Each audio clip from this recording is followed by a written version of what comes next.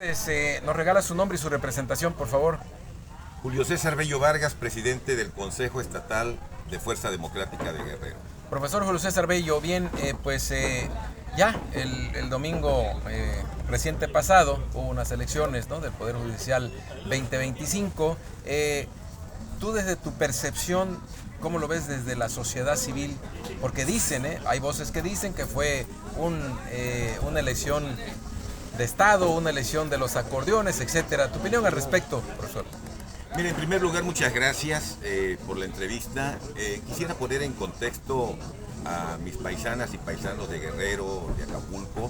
de lo que yo pienso como dirigente de una organización de la sociedad civil y cómo vemos a este proceso constitucional que se llevó a cabo el pasado 1 de junio.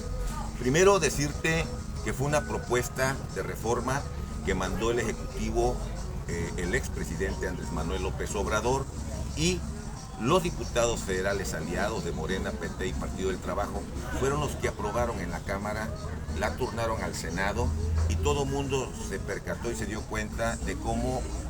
Morena y sus aliados tuvieron la mayoría que requiere para poder hacer una reforma constitucional,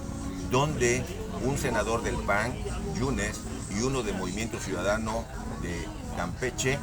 ellos respaldaron que se aprobara la reforma judicial. De tal suerte que yo creo quienes van a pasar a la historia como aquellos que destruyeron al Poder Judicial, o van a pasar a la historia como aquellos que realmente transformaron al Poder Judicial para mejorar la impartición de justicia. La historia va a juzgar de una u otra forma a los diputados federales que votaron y a los senadores de la República. Después de ello, una vez que se inserta en la Constitución, pues debemos decirle a la población que mientras no se cambie la Constitución, los que van a impartir la justicia de hoy en adelante serán electos por el voto ciudadano, que si hay inconsistencias en el proceso, en la conformación de este proceso electoral, pues serán primeramente el Instituto Nacional Electoral, serán los que organizan este proceso, pero sobre todo que no hay un tope en número de votos para poder decidir quién gana una elección o si se puede echar abajo un proceso electoral para elegir a los ministros, magistrados y jueces como se dio el pasado 1 de junio. ¿Qué quiere decir con esto? Que ya es ley, mis estimados amigos, que de aquí en adelante los juzgadores en el país van a ser electos en urnas, y esto no va a cambiar hasta en tanto no haya otro Congreso de la Unión, Cámara de Diputados Federales y Senadores que modifiquen la Constitución y que modifiquen la reforma al Poder Judicial para que pueda ser diferente. De tal suerte que esto no exime a quienes ostentan el poder el día de hoy a que efectivamente la gran mayoría de la población maneja que fue un proceso de una elección de Estado. Nosotros podemos atestiguar de que vimos cómo hubo poca afluencia, se maneja un porcentaje de un 13%. Lástima de que la población no le interesó realmente quiénes van a juzgar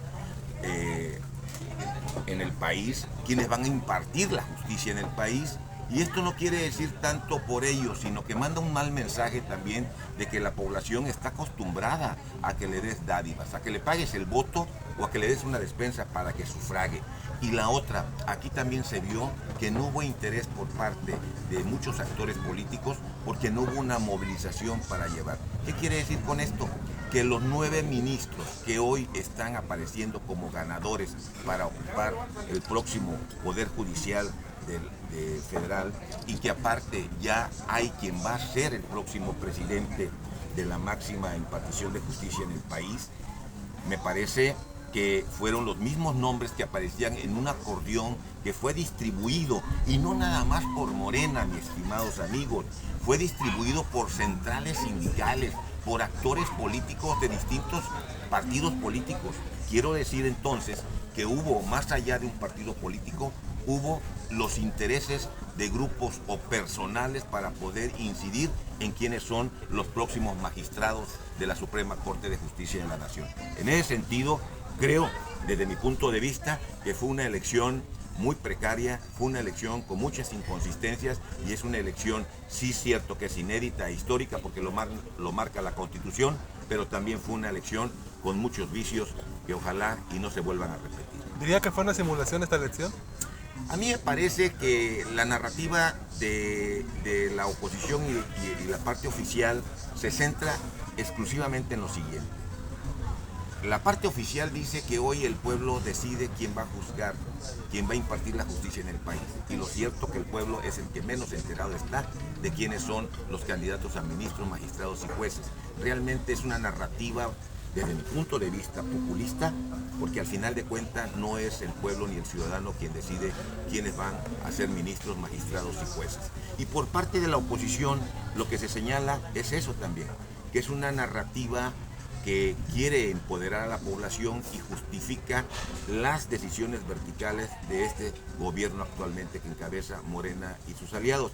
Yo creo que anteriormente, cuando se criticaba al Ejecutivo Federal, que era el que proponía las ternas al Senado, también había una decisión unilateral de parte del Ejecutivo y había también el clásico dedazo de quienes iban a ser los ministros de la Suprema Corte de Justicia de la Nación. Hoy fue disfrazado, desde mi óptica, que también fue ese mecanismo. Sin embargo, es un proceso legal que lo marca la Constitución, que el órgano electoral en el país, el INE, fue quien organizó esta elección. Hubo inconsistencias que la propia población lo va a seguir denunciando y demandando, pero que en el 2027 también habrá elecciones donde también se van a juzgar otra parte de los magistrados y ministros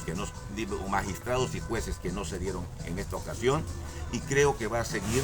siendo por urnas porque así lo establece la Constitución, y la población tiene que estar preparada para tomar decisiones de ir a votar o dejar que otros actores políticos decidan el rumbo del país en la impartición de justicia. Sí, en efecto, profesor, falta todavía una parte para el 2027 de la reforma judicial para los jueces y magistrados, pero también, profesor, antes de esta reforma se hablaba mucho que estaba podrido el Poder Judicial, que había mucha corrupción, que había un sueldazo para los magistrados, ministros, jueces, etcétera, y que, yo preguntarte, profesor, tú como presidente de una organización,